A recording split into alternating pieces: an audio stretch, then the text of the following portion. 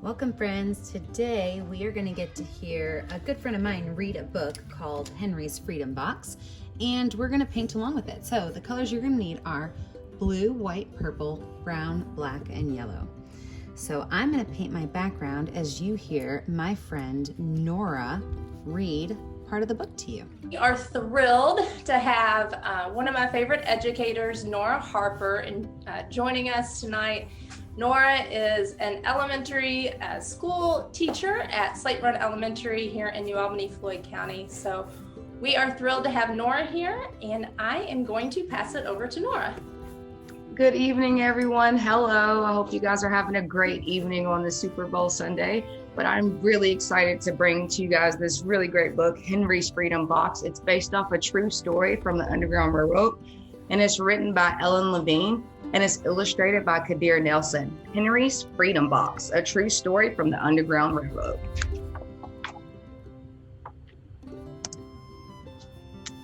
Henry Brown wasn't sure how old he was. Henry was a slave, and slaves weren't allowed to know their birthdays. As a matter of fact, slaves weren't allowed to know their birthdays, or their ages, or their real names, their original names. They weren't allowed to know those either. Henry and his brothers and sisters worked in the big house where the master lived. Henry's master had been good to Henry and his family, but Henry's mother knew things could change. Do you see those blowing leaves in the wind? They are torn from the trees like slave children are torn from their families. You guys know why Henry's mother said that? Henry's mother said that the leaves are being ripped off the trees from the wind, just like slave children are torn from their families, because just like the wind whipped those leaves off, slave children can be torn from their families in the drop of a dime, like even before, without any warning, it could happen. So what we did was we added light blue and white on the top of the sky. Then we added white towards the middle to lighten it up. And at the base, we put yellow, brown, and white. So I'm going to let this dry while we listen to a little bit more of Henry's Freedom Box with our itty bitty baby brush and a mixture of both brown and yellow paint. We are going to make tall, long lines up from the base of our picture.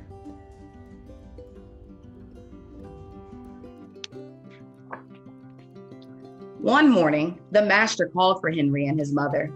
They climbed the wide staircase. The master lay in the bed with only his head above the quilt. He was very ill. He beckoned them to come closer. Some slaves were freed by their owners. Henry's heart beat fast. Maybe the master will set him free. But the master said, "You are a good worker, Henry.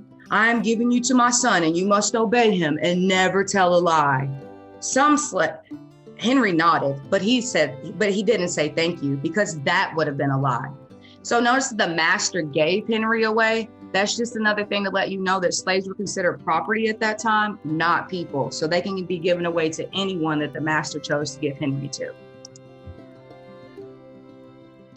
Later that day, Henry watched a bird soar high above the trees. Free bird, happy bird, Henry thought. Henry said goodbye to his family, and he looked across the field. The leaves swirled in the wind. Henry worked in his new master's factory. He was good at his job. "Do not tear that tobacco leaf," the boss yelled at the new boy. He poked the boy with a stick. If you made a mistake, the boss would beat you. And as a matter of fact, a lot of slaves, that's how they punished them. They would beat them, brandish them, imprison them, torture them. That was the way, even for accidents. Think about it. If they just made a mistake, that's how they would be punished. So think about how your parents kind of handle your mistakes that you make at home, and think about how slaves were handled back then and when they made an accident or a mistake.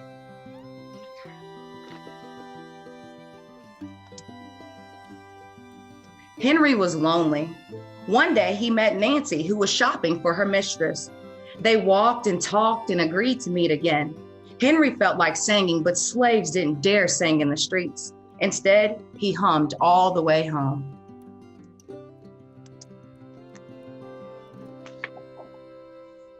Months later, Henry asked Nancy to be his wife. When both their masters agreed, Henry and Nancy were married. Soon there was a little baby, and then another and another. Henry knew that they were very lucky. They lived together even though they had different masters. But Nancy was worried.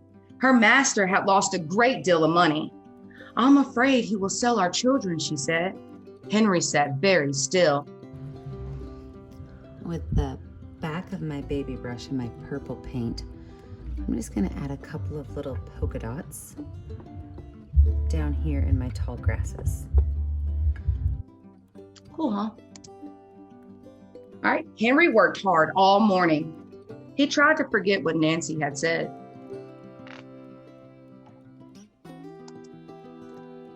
His friend James came into the factory. He whispered to Henry, "Your wife and children were just sold at the slave market." "No!" cried Henry. Henry couldn't move. He couldn't think. He couldn't work.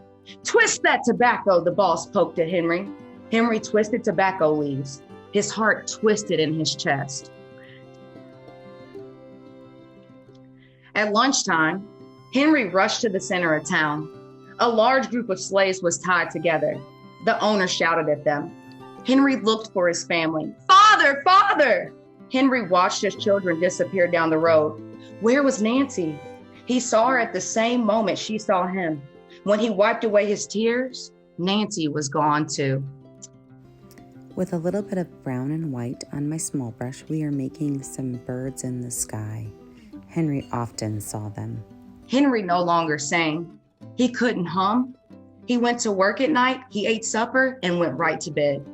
Henry tried to think of the happy times, but all he could see were the carts carrying away everyone that he loved. Henry knew he would never see his family again. We are going to add some wood planks in our sky to symbolize Henry's box. Many weeks had passed, and one morning, Henry heard singing. A little bird flew out of a tree into the open sky, and Henry thought about being free. But how? He lifted a crate. He knew the answer. He asked James and Dr. Smith to help him. Dr. Smith was a white man who thought slavery was wrong. They met early the next day at an empty warehouse. Henry arrived with the box. "I will mail myself to a place where there are no slaves," he said. James stared at the box and then at Henry. "Well, what if you cough and someone hears you?" "I will cover my mouth and just hope," Henry said. Dr. Smith wrote on the box, "To William H. Johnson, Arch Street, Philadelphia, Pennsylvania. Henry will be delivered to friends in Philadelphia."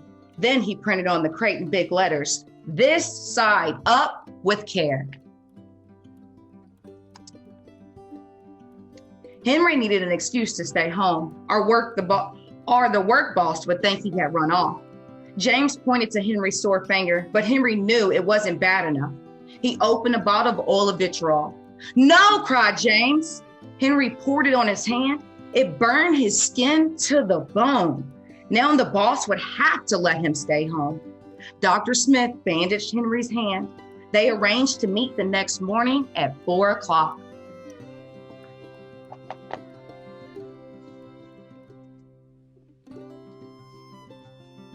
The sun was not up when Henry climbed into the box. "Ready," he said.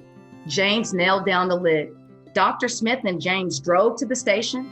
The railway clerk tipped the box over and nailed the paper to the bottom. Dr. Smith begged the clerks to be careful, but they didn't listen. They threw the box into a baggage car.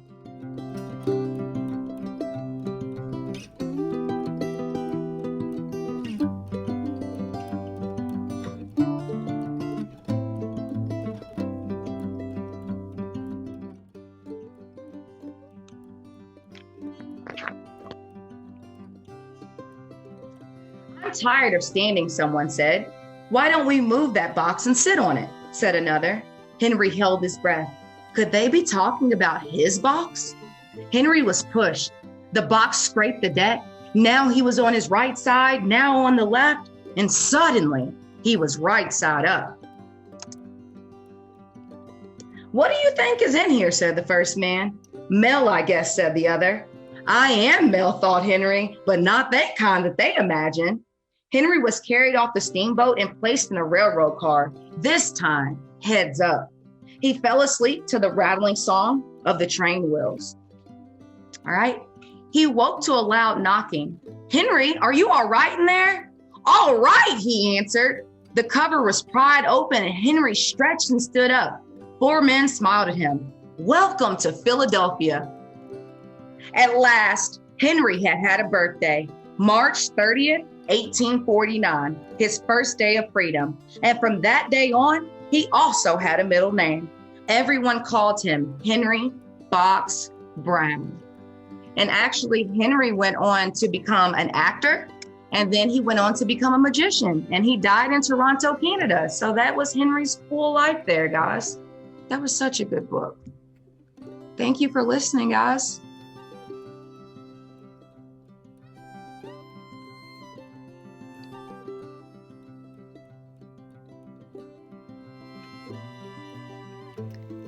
Thank you so much for joining me today for Nora Harper's read-along of Henry's Freedom Box, as well as a paint-along if you want to add some creativity to your reading journey.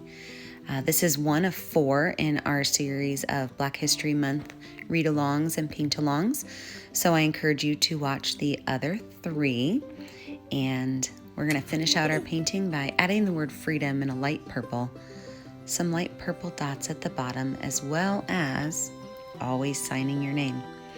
Don't forget, friends, we are never going to see the artwork you make unless you post it to our Facebook page, Painting with a Purpose. Remember, stay kind, stay creative, and stay safe. Thanks for joining me today, friends.